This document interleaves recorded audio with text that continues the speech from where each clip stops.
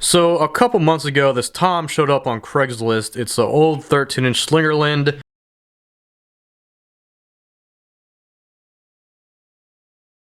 And I paid 15 bucks for it, but it's not in, the best condition, but then again, it's not in the worst condition. But there's a few things I need to do to get this thing in working order, so I figured I'd, bring you guys along, and you might learn something. So it just came as a shell with the lugs on it, and I thought I'd be able to use the tension rods from the 13-inch groove percussion, which I have a video about. But it turns out that these tension rods, these are the ones from the groove percussion, are too big, so I just need to go to Sam Ash or Guitar Center and buy some new ones. So Guitar Center didn't have the right size, so now I need to drive all the way to Sam Ash. Oh, so far. So Sam Ash also didn't have the right size tension rod, so what I had to do was just buy new tension nuts, which are what these things are, which are held on with those springs, and they fit in right in there. So those are the new ones which fit these tension rods, and then these are the old ones which I couldn't find the right size. So you can see that these new tension nuts fit right inside here. It's like they're made for these lugs, and then the spring fits right in there, and that's how it stays in place. So before I put the rest of these on the other lugs, I'm going to clean the lugs off because they're pretty dirty.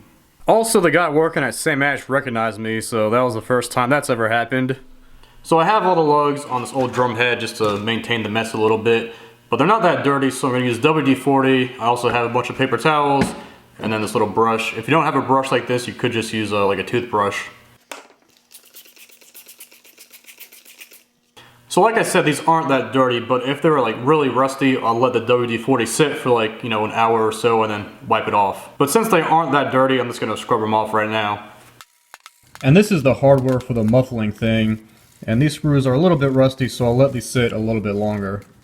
And with just a little bit of time and some elbow grease, you got a nice shiny lug. So depending on how rusty the hardware is, the WD-40 isn't going to get all of it off, so you could just rub it with like a Scotch-Brite pad, or if you have a wire wheel, you can use that.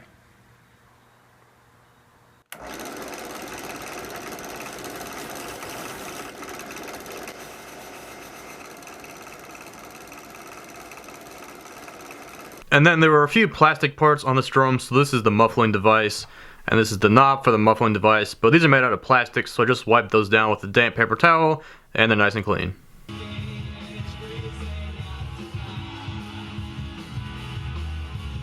So now that they're nice and shiny, I'm about to put them back together, but seeing as these use a spring to hold the tension nut on, when you hit the drum, you'll hear a really airy, kind of high-pitched sound, which is because of the springs. So to stop that, all you need to do is put a cotton ball in the lug and it'll stop that sound.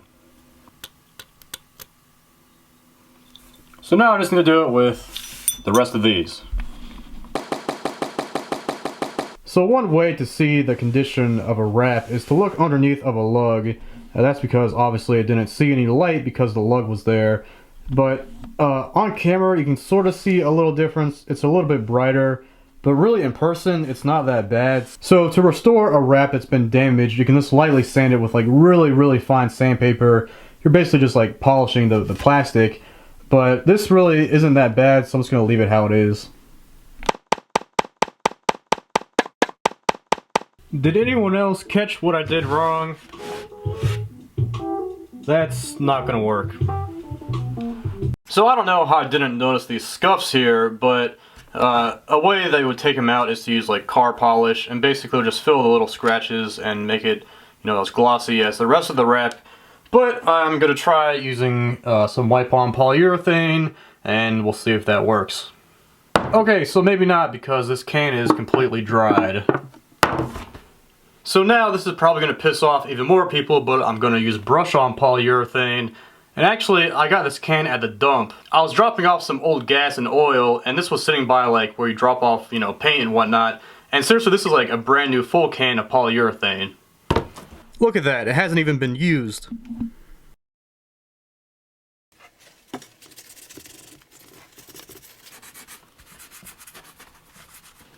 It's like they weren't even there.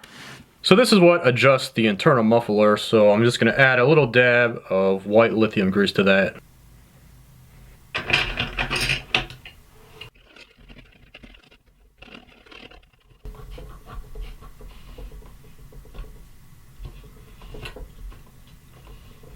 So the internal muffler didn't have any felt on it, so this is just a felt from like a hi-hat stand, like the bottom. They're wider than usual and also they're thinner, so this works perfectly for this application.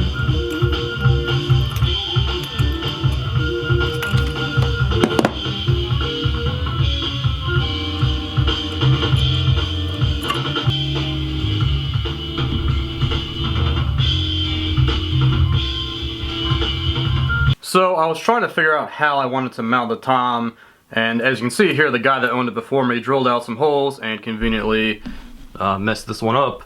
But it looks like he used a floor tom leg mount to mount the tom, which I have one of those right here, which it fits right in these holes just fine. But this mount does not fit over this rod, so I can't really use that. And I thought about drilling these holes bigger, but this is the eye bolt that goes on the inside of the mount, and as you can see, the metal around it is very, very thin, so I wouldn't really be able to drill it out big enough without it breaking. So for right now, I'm just going to use a snare stand, but before I do that, I need to buy heads because I forgot to buy heads when I bought the tension rods. So back to Guitar Center. So I just spent my life savings on some new heads. I haven't bought new heads in a long time and I forgot how expensive they are. But I got a vintage A, it's by Remo, as you can see. For the batter side, it's got this fancy vintage logo because, you know, the vintage logo makes it sound better. So that's for the batter. And then for the resonant side, I just have a regular Ambassador clear. And then the hoops are courtesy of the Groove Percussion. And then of course for the lugs, I'm using white lithium grease, so let's put this thing together.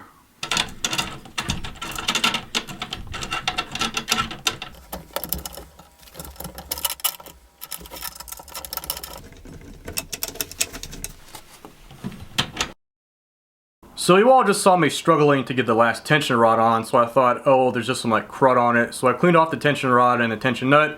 Still didn't go in, so then I tried the tension rod on a different tension nut and it wouldn't fine. And then I tried a different tension rod on the tension nut and it still didn't go in. So I took off the lug and looked at it, and sure enough, there's no threads cut in this tension nut. And I understand that out of the millions of like tension nuts that Gibraltar makes, that this is probably the one that like they screwed up on and still got out. And by the way, DW bought Gibraltar like a couple years ago, and they pride themselves in having like quality, you know, products, and yeah. Alright, so that same night, which was 11 days ago, I emailed Gibraltar/DW. They took care of the problem. They sent me a new pack of the swivel nuts / tension nuts / lug nuts / whatever you want to call them. And they also sent me a shirt, so let's take a look.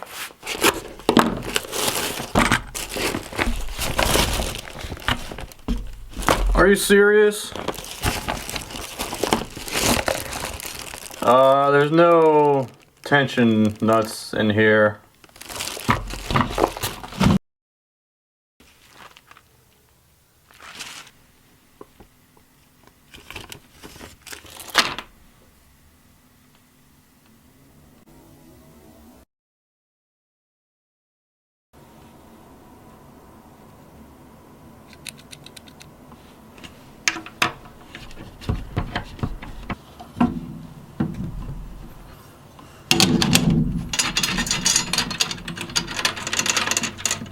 Alright, so here is the completed tom. What you just watched was actually from 6 months ago. I kind of just gave up on the video because I kind of thought it was boring.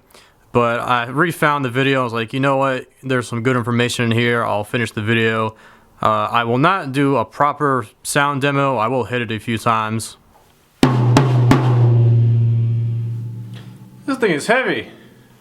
But also, if you go to the 16-inch snare build video, I use this tom in that video and it's mic'd up, so if you want to actually hear it, then check out that video. So yeah, hopefully you found this video useful and actually learned something. If you didn't learn anything, I actually have a playlist of other drum restoration tips, so feel free to check that out. Also, if you're not into the whole restoration type videos, I have a bunch of other videos where I build and modify things, so be sure to check those out. But that's it for this one. Thanks for watching.